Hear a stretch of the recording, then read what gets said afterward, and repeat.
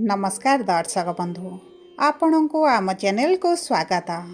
यही 2026 वर्ष आपणकर समस्त इच्छा अभिलाष को पूरण करू यही कामना सहित आज कार्यक्रमटी को आग को बढ़ाइबा एवं जानिबा यही 2026 रे मेष राशिर संतान जोग केबे रहिछि केउ मास ठारू अछि एवं केउ ग्रहक गोचरर प्रभाव रे आपणकर संतान प्राप्तिर लाभ आपण को प्राप्त हेब।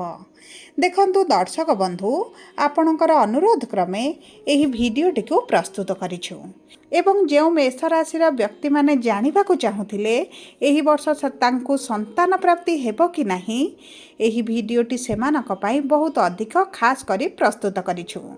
ता सहित आपणकर संतान प्राप्ति को नहीं जहाँ भी प्रश्न रही जहाँ भी द्वंद्व रही आपण को यही वीडियो रे समस्त प्रश्नर उत्तर मिल जिवो। सेथिपाई आपण धैर्यर सहित यही वीडियोटी को शेष पर्यंत देखंतु एवं विश्वास रखंतु आपण को यही 2026 रे संतान निश्चित भाव में प्राप्ति होई जिवो। देखंतु चिंता करिवार कोनोसी आवश्यकता नहीं। मु वर्तमान आपण को गोटे कथा कहबा पई जाउछि ताहा आपण ध्यान दे शुणु एवं बुझंतु। देखंतु आपणकर मेष राशिर जहाँ भी नक्षत्र हेउना कहीं अश्विनी मेष हेउ द्विजा मेष हेउ किंबा कृत्तिका मेष हेउ आपणक जन्म कुंडली सबुठारु गुरुत्वपूर्ण होइथाए। कारण आपणक जन्म कुंडली केवल जन्म कुंडली नुहे आपणकर कर्म कुंडली एवं एही कुंडली रे आपणकर अतीत वर्तमान एवं भविष्यत रहिछि एवं आपणक पाखरे वर्तमान समय रे जहाँ रहिछि आपणक पिता माता भाई स्वामी जहाँ भी आपणको प्राप्त होइछि आपणक कर्म अनुसार आपणको मिलिछि। देखंतु बहुत गुड़िए मेष राशिर व्यक्ति मानकर संतान प्राप्ति हो जाइछि किंतु सेमानकर संतान प्राप्ति रे किछि विलंब देखा जाउ नाही। बहुत गुड़िए मेष राशिर व्यक्तिंकर गत 2025 वर्ष रे संतान प्राप्ति मध्य करिसंती किंतु आपण एते चेष्टा पर मध्य संतान प्राप्ति रे जेउ विलंब देखुछंती ताहा हेउछि आपणकर कुंडली रे ग्रहंकर स्थिति। देखंतु आपणक जन्म समय रे ग्रह मानकर स्थिति आपणक कुंडली रे जहा रहिथिबो सेही अनुसार आपणको मिली थाए। तेणु करी आपणक कुंडली रे ग्रहंकर स्थिति कौन रहिछि केबे संतान प्राप्ति हेबो 2 वर्ष रे हेबो ना 5 वर्ष रे हेबो ना 10 वर्ष रे हेबो केते वर्ष रे हेबो ताहा मध्य लेखा होइछि।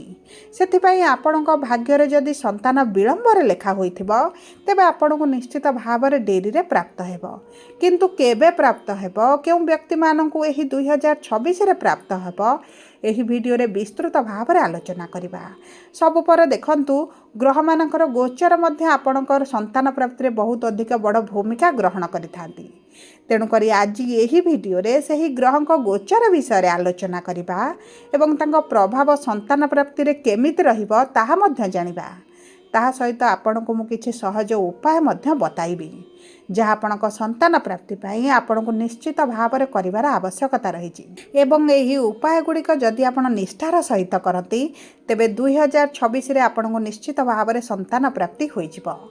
एबे आसंतु भिडियोटी को आरंभ करिबा किंतु भिडियोटी आरंभ करिबा पूर्वरु जदि आपणकर भी मेष राशि होइथाए एवं आपण भी ईश्वर को आंतरिक भक्ति एवं विश्वास करती तेबे भिडियोटी को लाइक करंतु कमेंट बॉक्स रे जय जगन्नाथ जय माँ लक्ष्मी अवश्य लिखि दियंतु।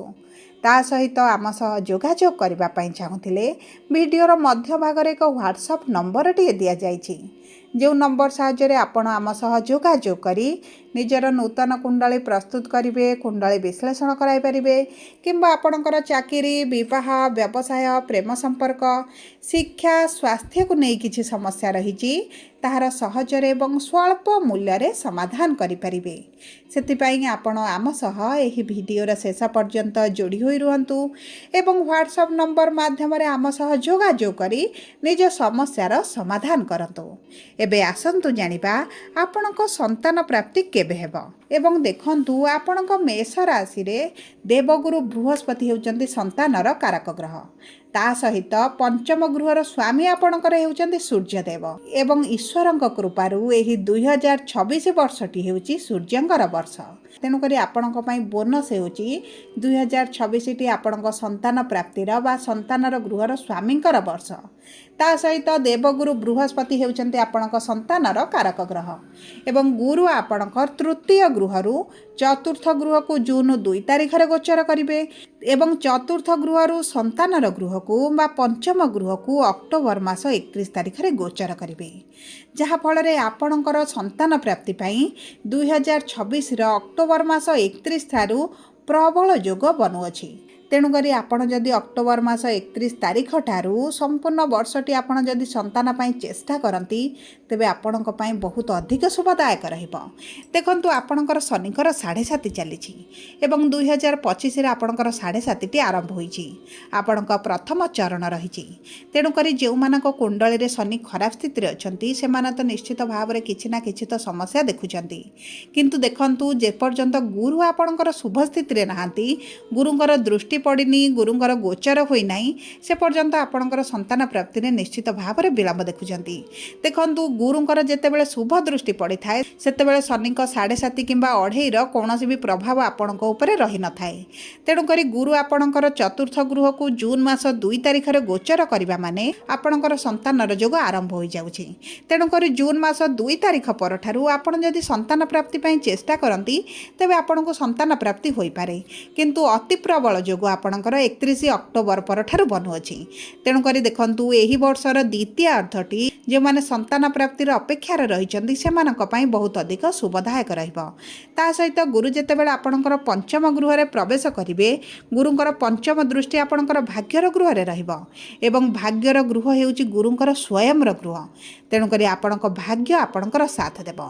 ता सहित गुरुंकर नवम दृष्टि मध्ये आपणकर राशि उपरे रहिबो। तेणु करी द्वितीय अर्थटी आपणक पई अति उत्तम समय रहबो संतान प्राप्ति पई। आपणकर भाग्य आपणक साथ देउची आपण केवल आपणकर चेष्टा चाकू जारी रखंतु एवं ता सहित देखंतु जो व्यक्ति मानकर विवाहर मात्र 2 वर्ष होईची गोटे वर्ष होईची सेमानक संतान प्राप्ति रे विलंब रे गणा जाय नाही किंतु जो मानकर 2 वर्ष ठारू ऊर्ध्व होई गलानी सेमानकर संतान रे विलंब हेउची। एहार अर्थ हेउची सेमानक कुंडली रे पंचम गृहटी पीड़ित अछि पंचम गृहटी कमजोर अछि किंबा आपणकर पंचमाधिपति पीड़ित रहिचंती कमजोर रहिचंती नीच रहिचंती जेउ कारणरू आपणकर संतान प्राप्ति रे विलंब देखुचंती। द्वितीय हेउची जदि आपणकर पंचम गृह को कोनोसी पापी ग्रहंकर दृष्टि रहितिबो तेबे मध्ये आपणकर संतान प्राप्ति रे विलंब हेबो। तृतीय हेउची जदि आपणकर पंचम गृह रे शनि राहु केतु विराजमान करिथिबे तेबे मध्ये संतान प्राप्ति रे विलंब आपण देखुथिबे। देखंतु संतान प्राप्ति रे विलंब हेबार बहुत गुड़िए कारण अछि सेथिपई आपणकर कुंडलीटी को विश्लेषण करबा अति जरूरी अटे। सबु परे किछिटा सहज उपाय आपनको प्रदान करिबी जहाँ आपनको संतान प्राप्ति रे बहुत अधिक सहायता प्रदान करिबो। आपण प्रतिदिन गुरुंकर बीज मंत्र जप करंतु 108 थर प्रातः समय जदि पाठ करंती हे आपनको संतान प्राप्ति रे बहुत अधिक सहायता प्रदान करिबो। कारण गुरु हेउछंती एही 2026 रा संतान प्राप्तिर कारक ग्रह। ता सहित आपण संतान गोपालंकर स्रोत मध्य पाठ करंतु एवं गुरुवार व्रत रखंतु। गुरुवार दिन हलदी रंगर जिनिस किछि दान करंतु। ता सहित बुधवार दिन गाईंकर सेवा करंतु गाई को खाद्य दियंतु। यह आपणक पई अति उत्तम रहिबो। जदि आपणकर मेष राशि होइथाय वीडियोटी किभଳି लागिला कमेंट बॉक्स रे लिखि जणांतु। जदि आपणक प्रियजनकर मेष राशि होइथाय वीडियोटी तांक सह शेयर करंतु। जदि प्रथम थर आम चैनल को आसीछंती चैनलटी को सब्सक्राइब करंतु। पाखरे थिबा बेल आइकन को प्रेस करंतु। धन्यवाद।